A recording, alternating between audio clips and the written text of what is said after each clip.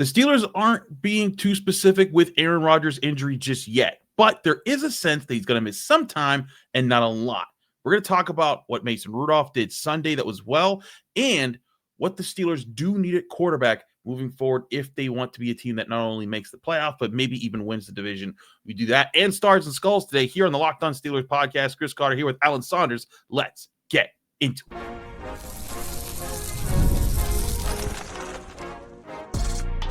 You are Locked On Steelers, your daily Pittsburgh Steelers podcast, part of the Locked On Podcast Network, your team every day.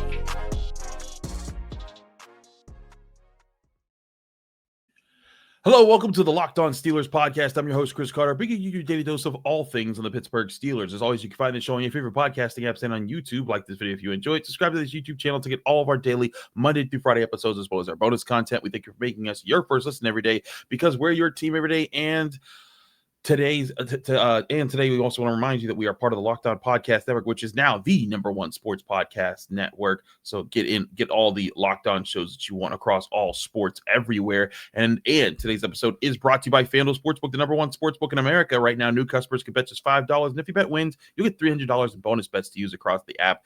We'll talk more about them later. Before we're joined by the man himself, Alan Saunders. He's back on this show from SteelersNow.com. Alan, no real update on Aaron Rodgers. This team was going to, Mike Tomlin said the team was going to, do some tests and stuff on Monday to see what's going on. Do you get the sense that there's a bigger problem at bay, that maybe that's why we're not getting more details? Or do you get the sense that this is just they're trying to see exactly what it is, and he'll probably miss a couple games, but be back maybe like sometime in December? I don't know that he's going to miss any. You think he's going to be good this week? From what I've heard, he wants to play. He's going to push to play. I don't know what's going to end up happening, but and we'll hear from Mike Tomlin later today. But I mean, there's no reason a quarterback can't play with a brace on their left wrist as long as he can field a shotgun snap. As long as, and I think here's the big thing. As long as he's not going to do more damage to it if he takes a hit, if he takes a sack, something like that, where then it would become a longer-term injury that would hold him back from something. But, I mean, yeah, I don't know. We'll see. But I don't get the sense that this is anything that's going to cause him to miss a lot of playing time. Yeah, that's the sense that I got. I think along the lines of your precaution, that's where I thought this was coming from. Like, supposedly he wanted to come back in this game, and the Steelers were like, no, rest, much like they did to Jaylen Warren. I think what they're trying to say is like, look, we need you guys for the long haul. Jaylen Warren right now is the best player on the offense, and Aaron Rodgers is supposed to be the best player on the offense at quarterback.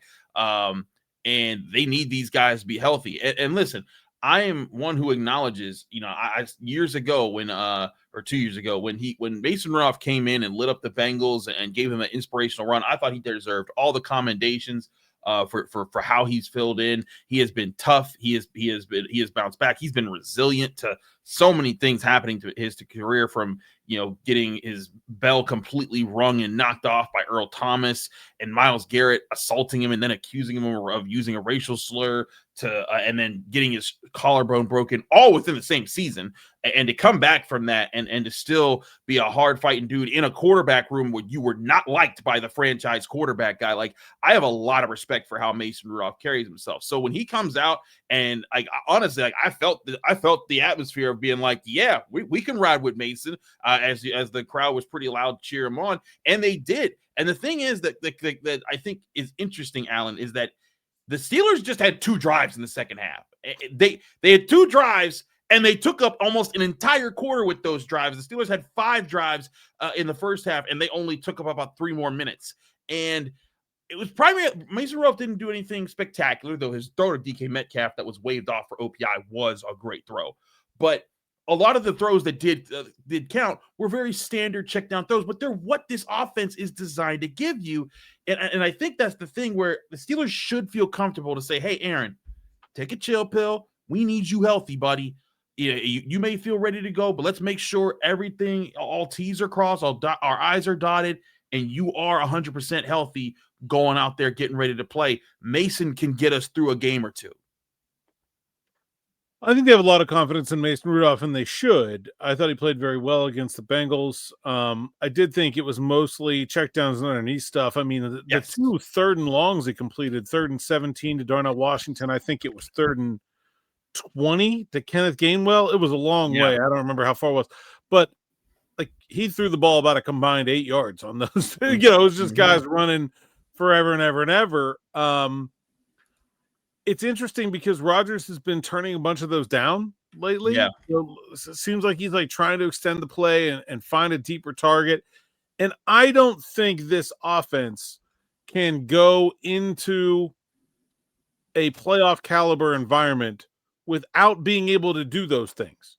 You can't just take the checkdowns to beat the Buffalo Bills, the Baltimore Ravens. You're not just going to be able to take the Bengals defense. Carter, I think me and you could have broken some tackles out there. Like, fourth quarter of that game, they didn't want to tackle anymore. They were like, just let us look like we're trying here. They were completely demoralized. So it worked, but that's not like they need a more dynamic passing offense than that. And that's why they got Aaron Rodgers. And I think they need to find a way to get back there. But I did think it was interesting that was working against the Bengals. And I think probably there needs to be a little bit of balance there. I think Aaron is I thought it was really telling when you had Aaron and Flacco on the field at the same time, 2 really old guys. And like Flacco would just throw the ball at any sign of danger. She was just thrown. Just didn't matter. Just throw guys open, not open, whatever, thrown. And I think you still saw Rodgers trying to be that guy that he used to be. You know what I mean? Extend plays and find that. And I think there's probably a little bit of a balance there that Rodgers needs to find and be able to strike between. Yeah, sometimes you can just take those checkdowns, especially against the Bengals, and sometimes you do have to take the risk to find a bigger play. But I think that's where Aaron Rodgers' main skill that you brought in needs to come into play. His decision making, his football IQ, his understanding of when to take the shot. And that's the balance that I think that the Steelers really could play with, because there's going to be games where, like you said, where they're gonna say, "Hey, please please throw it deep on us. We're gonna take away those underneath things. We're not gonna let Jaylen Warren and Kenneth Gainwell get 80 yards of yak on us in this game. We're gonna force you." But at the same time, recognizing when they are leaving that there for you, because there will be times when that's available. The Chargers did a few times, and the Steelers weren't able to capitalize on it. And those are the things that I think this offense must have to work right now. And we're going to get to the offensive line in our stars and skulls grades in a bit, because I thought, despite the overall tenor of the day being good, I thought this was a dip on the roller coaster that they've been on this year with some of the things that we saw. And a dip does not mean that they're doomed to be there. It's a roller coaster. They're probably going to be coming back up real soon. But I think that's the thing, is this offense, when the offensive line isn't clicking, when they're having a game where it's obvious they're young and they're figuring it out, they need a quarterback who's going to be level-headed, who's going to take what's there, but also recognize the take what's there sometimes isn't the check down. It is the deeper shot. And, there was one pass that Mason Rudolph did throw that was impressive, but it was a third and 11 where he hit Roman Wilson over the middle. And that was the thing that was like, they need those. It was perfectly thrown, perfectly timed. And there were times where I felt Aaron Rodgers wasn't seeing those opportunities, both against the Chargers and in the first half. There was one time where I thought he went to DK Metcalf in a spot that I was like, the defender was kind of all over it. But he had Darnell Washington breaking over to the middle of the field with nobody in front of him. And I was just like, man, that's a big opportunity missed. And listen, Aaron Rodgers knows a lot more about football than me. I'm not saying that he's dumb and he's missing it, but I think that there are some things that he has not taken the past couple of weeks that if he had, maybe they beat the Chargers, and maybe this is a blowout from the door with the against the Bengals. Yeah, there was a play in the first half. I remember he was rolling to his right, and I thought he had Metcalf in between zones. Yes. Then he had Wilson deep. He also, all the way across his body, but Fryer, there was nobody even remotely close to Freiermuth. Mm-hmm. And then he ends up throwing kind of like a tough throw back across his body to a not very open Johnny Smith. It was like the least open of his receivers. I just didn't think he was seeing he didn't look comfortable for the second game in a row. I didn't think he was seeing the defense very well. But, I mean, I think we've also seen a lot of really good from Aaron Rodgers over the course of the season too. And so, I'm not concerned about him going forward after, whatever the health thing comes first. Figure that out. We'll see if he's able to get back in there this week. I think he's going to really want to. I mean, it's the Bears. It's his nemesis. Well, I mean, not his nemesis. It's the team he enjoys beating down because it's not really. You gotta actually win to be a nemesis. Yeah, he's their nemesis. Yeah, they hate him. It's funny. I've seen the Bears fans being like, "Oh no, it's Aaron Rodgers week," and it's like we thought we escaped, But yeah, no. But to your point, if he plays this week, that'd be really interesting to see. But who knows? The Steelers have not given a designation, and maybe it's because he's fighting to come back that they haven't given a designation just yet. So maybe we do see Aaron Rodgers this week. We'll keep an eye on that as the week continues, and who knows? Maybe Mike Tomlin makes it clearer for us later today on Tuesday. But we'll make it clear to you who got the Stars and Skulls grades this week after this upcoming break here on the Locked On Steelers podcast. Chris Carter, Alan Saunders, stick with us. We'll be right back. But first, I'll remind you this show is brought to you by FanDuel. The NBA is back, and there's no better place to get in on all the action than FanDuel, the official sports betting partner of the NBA. Even if you missed the start of the game or just want to ride the hot hand, FanDuel has live bets on everything, from who will score next to who has a fourth quarter comeback. Plus, you can even combine your live bets into a same-game parlay for a shot at a bigger payout. It keeps every game exciting, especially when your team is making that late push. Right now, FanDuel is giving new customers $300 in bonus bets when you hit on your first bet of $5 or more. So head to FanDuel.com to sign up and play your game with FanDuel, official sports betting partner of the NBA.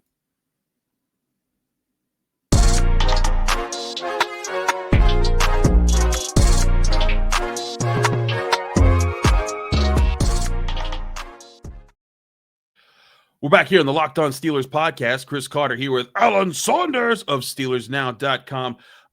Alan, I call it a graveyard when we have a lot of skulls. Should I call it like a starry night when we have a lot of stars, a constellation? Yeah. So it's a constellation out here, baby. When you win by 22 and the way the Steelers did, there's a lot of those. So we're going to get a lot of stars here. For those who are new to the show, this is just our way of doing grades. Instead of just A, B, C, D, we're doing stars and skulls. 1 to 3 stars is good to great to elite. 1 to 3 skulls is a bad play or a bad game or an all-time terrible game. And then there's, of course, the dreaded bus ticket grade, which there is a bus ticket to hand out this week. And we're going to talk about that in the next segment. But this segment, whenever the Steelers win, we got to lead with the good, and that's the stars. We got a lot of 1-star grades here, Alan, so I'm going to run through them real quick. I want your thoughts on some of these. 1-star grades for Week 11. Mason Rudolph, Peyton Wilson, Patrick Queen, Keanu Benton, Jalen Ramsey, Y.A. Black, Zach Frazier, T.J. Watt, D.K. Metcalf, Isaac Seumalo, Chris Boswell, and Corliss Waitman. Now, I will say there are several 2 stars and several 3 stars. So if you don't see someone here that you think deserves a star, they might be on the list somewhere else. But Alan, your thoughts on some of these names on this list? Rudolph, we talked about a lot. Peyton Wilson. I thought Patrick Queen had you talk about guys who played significantly better the second time around against the Bengals. Yes. That's one of them. Didn't necessarily he had the stop on the 2-point conversion. Mm-hmm. But I think other than that, he didn't necessarily have a lot of flashy plays. Right. No splash plays. Yeah. But I thought he was really, really, really good in this game. Keanu Benton, man. I thought I'll give him 2. He's the thing about him is he just I think he needs the last 3 weeks achievement award too. You know what I'm saying? He's been continually really good over the last couple of weeks, and it just feels like he keeps stacking them on top of one another. That's really good to see for a young guy who kind of struggled at the start of the year, and has been really good the last couple of weeks. Jalen Ramsey, fantastic while he was in the game. Wyatt Black also helped out on that big stop on the 2-point conversion. Frazier was good. Seumalo was good.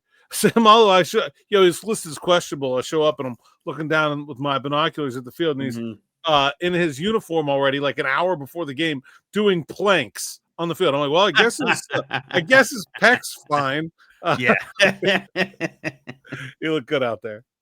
He did look good out there, but all across the board, I thought all these guys had an impact on things.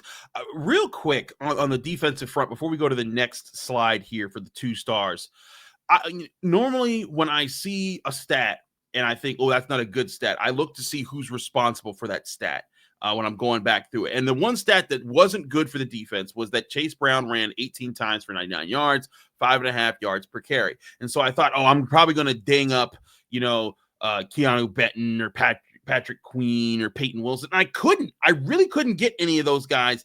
There were 2 runs that they busted, one a 35-yarder off the right tackle and a 15-yarder off the left guard. And those together got 50 yards. That was half of his yards in two runs. The rest of it was 16 runs for 49 yards. And that's not to excuse it and say, oh, it's fine. But everyone who I thought was responsible for one of those 2 runs made up for it by making other plays. So that's if you're wondering why there aren't more why a lot of these guys are on the star side of things, it's because they did so many other things right in this game. Yeah, and I think it's a good list. There's got to be lots more because there's a lot too many bad performances here. There weren't. Let's go to the 2-star grades here. I got 4 2-stars. We got Joey Porter Jr. Didn't allow a single reception, broke up a pass to Jamar Chase. I thought about giving him a 3-star because, literally the Bengals have been his kryptonite for years, and he shut them down every time they went his way. I didn't because he didn't have the pick in this game the way he's had in the past. He had a couple weeks ago with the Colts, but still really great game from him. Nick Herbig had led the team with 5 pressures, got a sack. Both him and TJ Watt were coming in to collide on Joe Flacco on his pick 6, and I think he influenced that throw quite a bit. So he gets the extra star for his sack, while TJ Watt also had 3 pressures in this game. I thought he was still pretty good. And then he also batted down 2 passes, the other reason why he got a star. But then Brandon Echols getting 2 stars. They could not pick on him either. I thought he had a really good bounce back week. They targeted him 6 times. Didn't allow 4 receptions, but with those 4 receptions, just 30 yards. That's what you want to do is like, hey, you may catch the ball, but you're not going anywhere with it. So I thought that was good. And then Jaylen Warren probably would have had 3 stars if he didn't get hurt, but I gave him 2 in the game. He, at 10 carries, 62 yards, and just that 135-yarder that he broke was just so impressive. But kudos to him as always, for fighting hard. Yeah, I thought Echols had a nice bounce back. Missed a tackle on the 1 3rd down. He did. It's really the only kind of, even some of the catches he gave up, you kind of look at him, it's like, yeah, it was pretty good coverage. Like, I thought he was really good.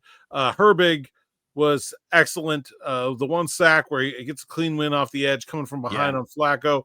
He and Watt were right there on the Duggar play. Porter, man, I'm really glad you highlighted him because I thought he was outstanding in this game. And it was one of those, the ball never went there. And again, and like sometimes you just say, well, maybe they weren't, targeting, whatever. Like against those guys, the ball never went there is a phenomenal day. Like that's a really, really strong performance from Porter. And so good call there. Jaylen Warren, man. I think we need to have our 11 Washingtons versus 11 Warrens discussion. The Washingtons are definitely they're hard to contain when they get the ball. We saw that. I think the low man can win though. Give me the shiftiness. Plus, like I think he could just get down there and harass him around the ankles where he can't do much to him. That's what I like about Warren. He's low to the ground. You're a Dan Campbell guy. You want the kneecap biters. I think Jaylen Warren would bite a kneecap. He would definitely bite a kneecap. He's got that mindset. He's got that mindset. So for those who are unaware, Alan for a long time has been saying, give me a full team of 11 Jaylen Warrens. I will take that all day and go to work with it. And so Sunday, when Darnell Washington just was bowling over everyone in his way, I was like, what about a team of 11 Darnell Washingtons? Who would win that? And he said, it's still going to be Jaylen Warren. I don't know, man.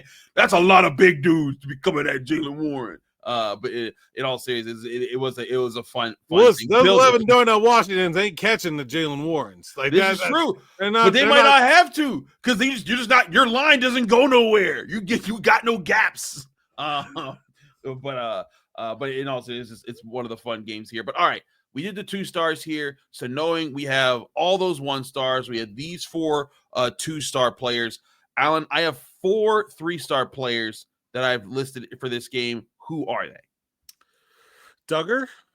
Correct. Pierre. Correct.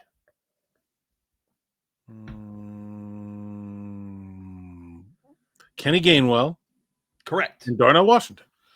All 4 are correct, sir. You look at you back on it, man. It's like 2 weeks in a row. You've been exactly right with my 3 stars. You messed up that 1 week though. But anyways, Kenneth Gainwell. I mean, listen, Alan, this was for me. I agree that Jalen Warren needs to be on the field for sometimes for third downs, but I don't think that him being off the field for third down is some death sentence. When you got this guy back there making the plays that he did, I think if Aaron Rodgers just hits Kenneth Gainwell on some of those third down plays, 2 weeks ago against the Chargers, they stand a better chance because he was getting open on those. And in this game, you saw what happened. He didn't even run the ball that well. He had 1 12-yard run, but he had 9 carries for 24 yards total. But in the passing game, he had 2 one-handed snags, 7 receptions on 8 targets for 81 yards and 2 receiving touchdowns. He showed why he is that guy and why, in fact, you kind of want him to be a third down back for this offense to keep Jalen Warren healthy. And again, I think Jalen Warren's doing phenomenally. And like you said, build a plane out of Jalen Warren. But this dude is dangerous too. He deserves his kudos. And I think these 2 as a duo are extremely dangerous because either one of them can break it and hurt you really quickly. He's very good. And he's been very good both times Warren has been injured. In fact, those have been his 2 best games. Yeah. I actually think it's more about the substitution pattern than the players. I think they would be better off just giving Gainwell a drive. You're saying alternate drives instead of moving one in for third down. Because I feel like Warren is out there and he's going and he's going and he's going, and then he comes out in the drive stalls every time. Well, in the first half of this game, Gainwell, when Warren was healthy, 6 carries for 18 yards. It's like, if he's only out there on third downs, why has he got 6 carries in the first half of the game? Like, right. I feel like it's not the split of the reps so much as it is the timing of the changes in the pattern that just feels like it's sapping some energy out of its offense. And the 2-minute drill at the end of the first half, I'm sorry, I gotta have Jalen Warren on the field in 2 minutes. Like, he is their best offensive player. Period. Wasn't that when he was hurt, though? You cannot run a 2-minute drill without your best offense. He's standing up with his coat on. Like, he's like, I know I'm not coming in. That was a really peculiar situation. Was that after his injury? Or was that before? He got hurt in the second half. It was the second half. Okay. As there was a one point where, like, after he was injured, he came on the field and the Steelers like, get off. No, he came back and then they ended up calling timeout. And then what happened is the defense scores a touchdown. Right. They kick the field goal, defense scores a touchdown, and then they're like, all right, the game's over. Right. Don't put him back out there. Right. Yeah, so he was okay to come back in. But that end of the first half, the 2-minute drill, the whole drive is. I was baffled by that. Gainwell was like 8-9 plays in a row. I'm like, what are you doing? He's the best player on the team. You cannot have him off the field for the 2-minute drill. That just can't happen. I didn't understand it. And they came up short on that drive. Granted, they basically moved that whole drive because of either Darnell Washington destroying people or penalties because the Bengals just couldn't get out of their own way at some point in time. But back to the 3 stars. Kenneth Gainwell deserves it. Kyle Duggar and James Pierre. I mean, first of all, Kyle Duggar, the pick 6, he almost had another pick 6, the other one that he lined up. The much easier one that he threw. That is the funny part. Like, it was the easier one. He could have had 2 in this game, but I mean, playing so well. He's coming up. He's filling in against the run.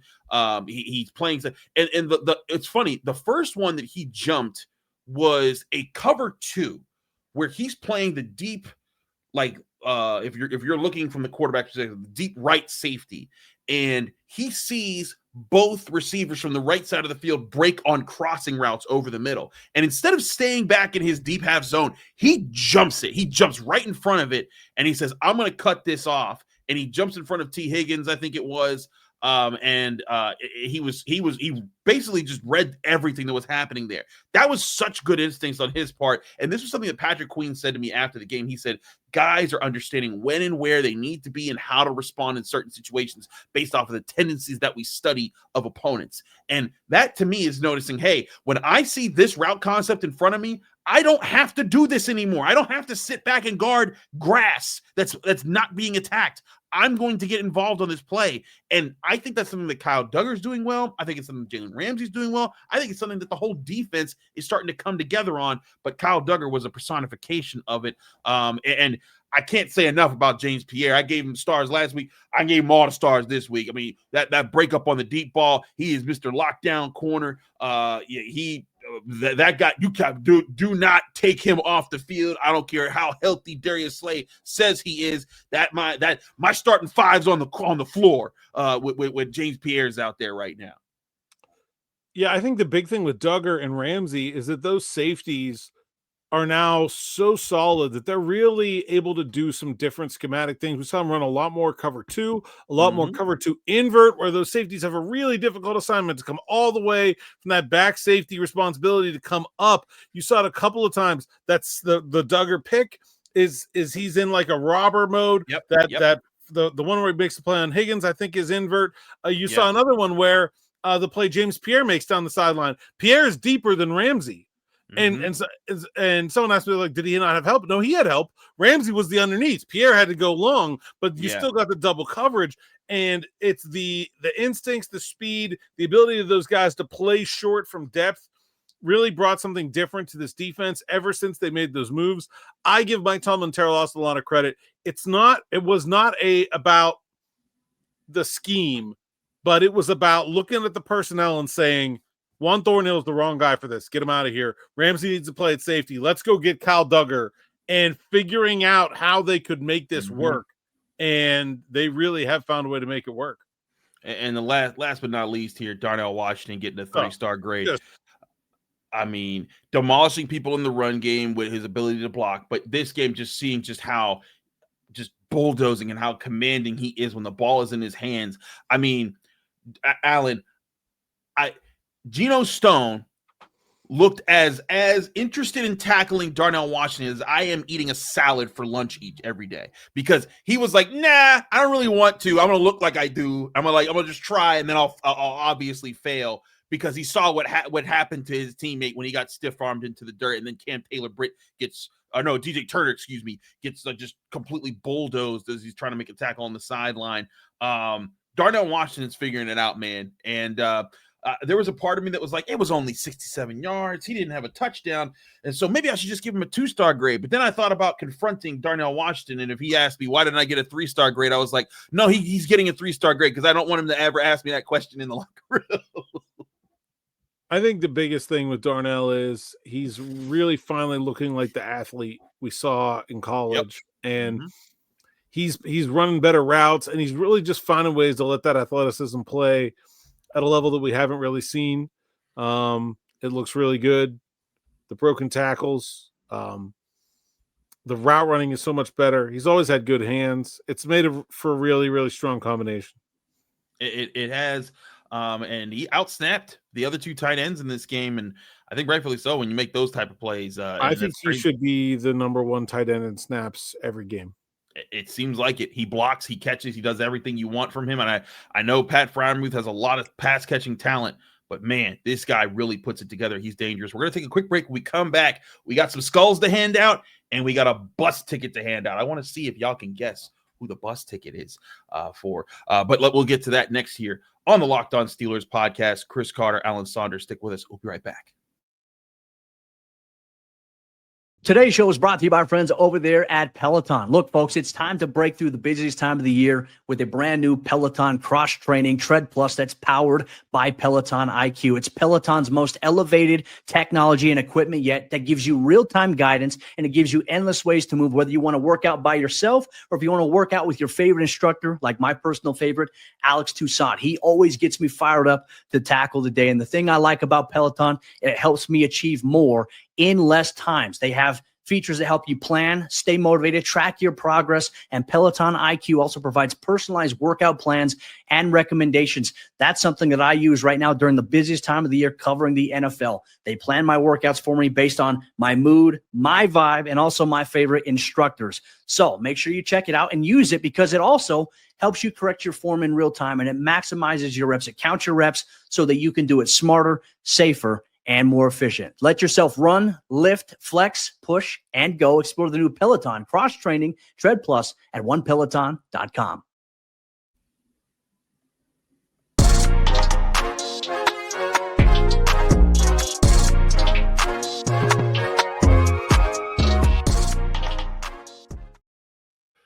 Back here on the Locked On Steelers podcast, Chris Carter, Alan Saunders of SteelersNow.com.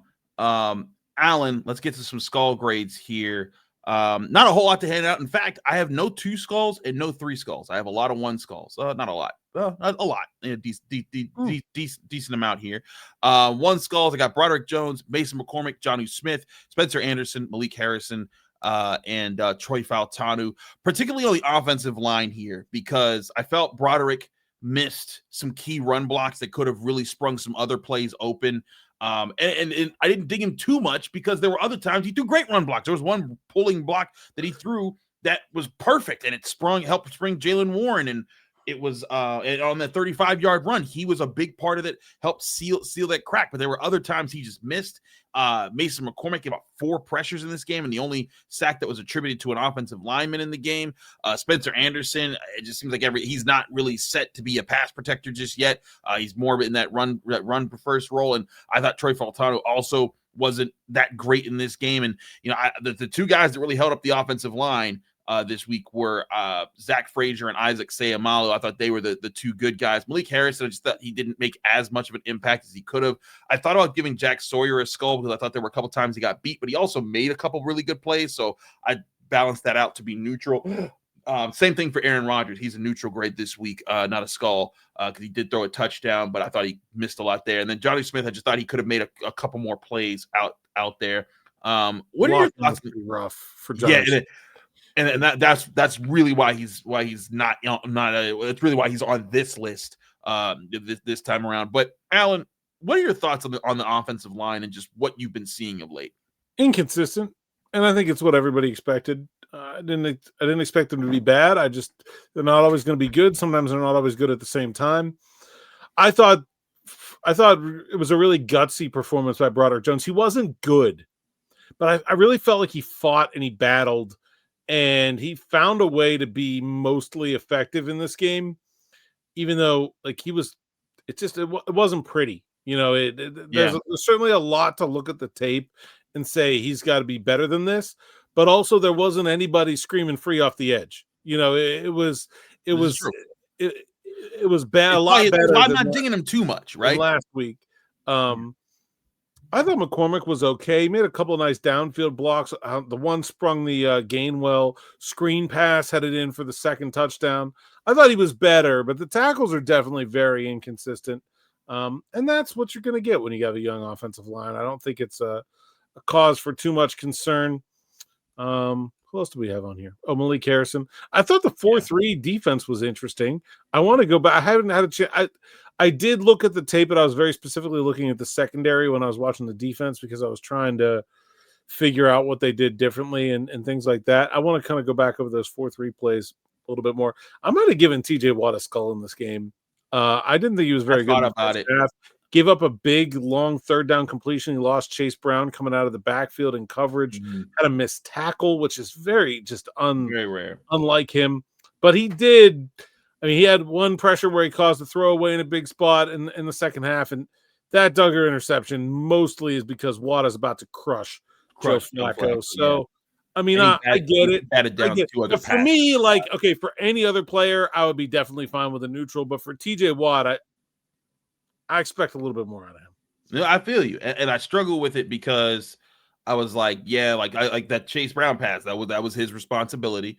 And then there was and just in general, I thought the one run that broke loose was for 35 was on his side. I thought that was bad. But then when I went back and I looked, that pick six might not happen without TJ Watt's pressure. And that's a huge play that he's part of.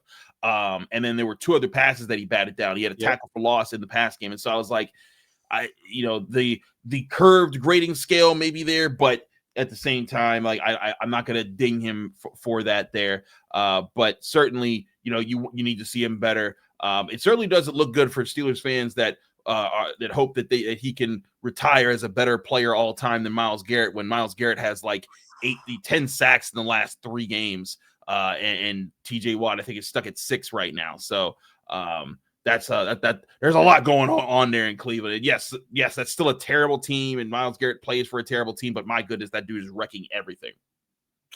Yep, for sure. I mean, I think coming into this year, you could very comfortably say that TJ Watt had been the better player basically every season their entire careers, except for the one that Watt was hurt. I don't think you're going to be able to say that this year. Not this year, right? Unless TJ Watt has a crazy turnaround and Myles Garrett doesn't about face himself. But right now, Myles Garrett's on pace to even break the sack record. So we'll see how that goes. But all right, I gave you all my 1 skulls there on this list. I'll let you review them one more time, because we don't have a 2 skull, we don't have a 3 skull, but we do have a bus ticket to hand out. Alan Saunders, can you guess who the bus ticket is? You could also guess if you're watching or listening to it all. Can't be a player. We named all the players that were even a little bit bad. So I don't know. I don't know what you got here. It is a player. It is a player. This is Jamar Chase. It's Jamar Chase getting a bus ticket because he's suspended for a week for spitting on Jalen Ramsey. I'm throwing this in there because, frankly, also, like, this dude looked like a punk, because it's one thing to lose your cool in the game but then when you don't own up to him, just be like, yeah, I hate that guy. You know what? And to lie about it when there's millions of cameras that's eventually going to catch it and put it out there. I thought he looked super weak sauce in this game, and it kind of made Jalen Ramsey and the Steelers look a little bit even tougher after the fact. But I think it's fitting for the NFL to go and find him and suspend him for a game. Granted, it kind of doesn't work in the Steelers' favor, because now they've played them both times, and if the Bengals were going to pull off an upset, granted, I think the Ravens would be the more important team to beat. They're playing the Patriots next week. The Steelers wouldn't have minded if the Bengals did pull off an upset over New England. I would think that they should let him.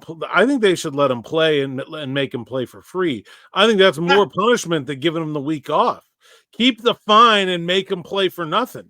I think that's worse for a 3-7 team. The punishment doesn't need to be blanket. It can fit the specific situation here.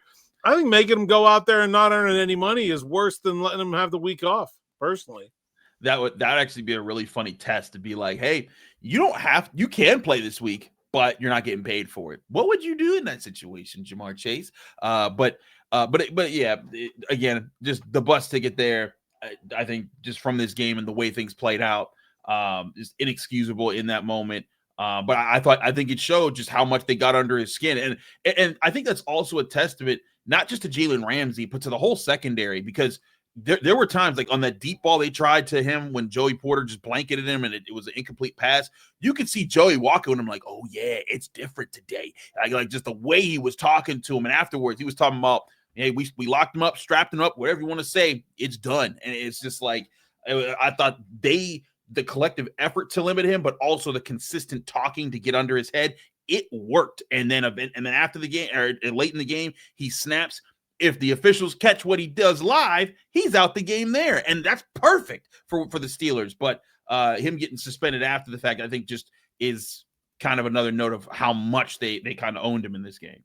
I think that's why they had to suspend him, is that if they hadn't thrown Ramsey out, yeah, then maybe you could live with just a fine. But right, they need to. And I'll give you I don't think a bus ticket, but I'll give you another skull. How do you have a game where this game was so over officiated? You had a million flags, and that play goes unpenalized. Yeah, I agree. Like, I mean, the 2 OPIs on DK Metcalf. I mean, we're calling it as ticky tacky as you want to call it, and then a dude gets spit on, and you miss that on only call the retaliation. 16 accepted penalties in this game. You need a skull for missing that one. No, yeah, the referee certainly could have gotten a skull. And listen, they were called both ways. I didn't think that Connor Hayward got the first down in that fourth one. No, he didn't. I didn't think he got that one there. So, like, the Bengals got screwed too. But, like, when you look at the OPI called on, both OPIs called on DK Metcalf, and especially when it's against the Bengals, who are the most notorious, we're going to push you off, run rub route type of offense. Like, and it never gets called when they play the Steelers. I thought that was a bit rich. But to your point, this officiating crew was pretty terrible. But still, we gave out our bus ticket. Jamar Chase, he gets our second bus ticket of the year. Who was our first bus? Was it Darius Slay? I think Darius Slay was our no, we gave out Darius Slay and the field. The uniforms and the field. And the both uniforms, that's right. Bus yeah. So we've given out those uniforms are coming back next year. The field will actually look pretty good this week.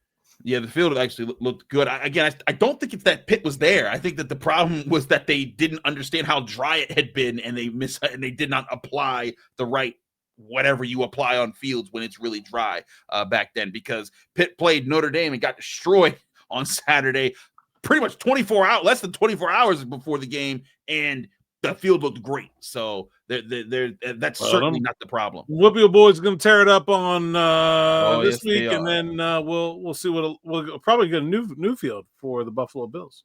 Probably will. Shout out to them boys at Amani Christian. They're taking on Avonworth in the 2A class. But there's the Whippeal Champions will be huge. I'll be covering that with Jenna Harner and Shelby Cassesi for Skylights this weekend on Channel 11. But he's Alan Saunders. Alan, thanks so much for joining us here on the Locked On Steelers podcast. Let people that can find you, follow you, and get more of your work. A_Saunders_PGH on social media. SteelersNow.com is where you find my written work and my podcast, Steelers Morning Rush and Steelers Afternoon Drive, on the Steelers Now YouTube page or anywhere you find your podcasts. Absolutely. He's Alan Saunders. I'm Chris Carter. Thank you for tuning into the Locked On Steelers podcast. You can find me on social media at Carter Critiques, whether you're on Twitter, Instagram, TikTok, Blue Sky, wherever you're at Carter Critiques is my handle. You can also read my work in the Pittsburgh Post-Gazette, going to post-gazette.com, including the Stars and Skulls grades and my updated look on the college quarterback NFL draft field for this upcoming season. We'll have all that there, and then we'll also have my Carter's Critiques film study coming out Wednesday morning there. So get that all at the Pittsburgh Post-Gazette. But as always, catch us here on the Locked On Steelers podcast on your favorite podcasting app and on YouTube. Like this video if you enjoy it. Subscribe to this channel to get all of our daily Monday through Friday episodes. Back here tomorrow, seeing what Tomlin said, and maybe we got new news on Aaron Rodgers, Mason Rudolph. Get it here on the Locked On Steelers podcast.